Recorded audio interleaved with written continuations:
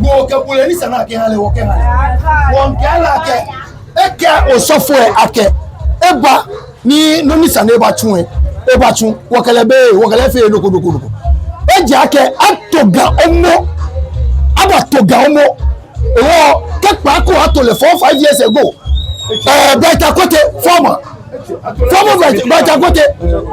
Bright Akote ni wole le na to le gbobu omo aye gbobu omo ke omo dani le Bright Akote atole le jiba mi egba ji Bright Akote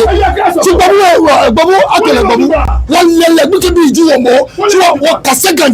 ni bi wa won qualify na ewe omo hale mama 2017 bana atole won qualify oni bule ka bule agmeje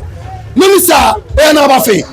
wosumo ni ko ba fe gidigidi wokamoko ti o ajina alo wokamoko fe ni ko won qualify wo cheni eke osofo ake na eye kotu ha na eye wale na eke yesane fe sane aye o amu aye o se sane no fianu ni ba kotu ha na eye wale ne o ke ba na ewe ke ba tutu ba na city guys tell ajeme na men guide jeme omo o won qualify no ni tun e sane ba tun ni to do manyaba onye gbose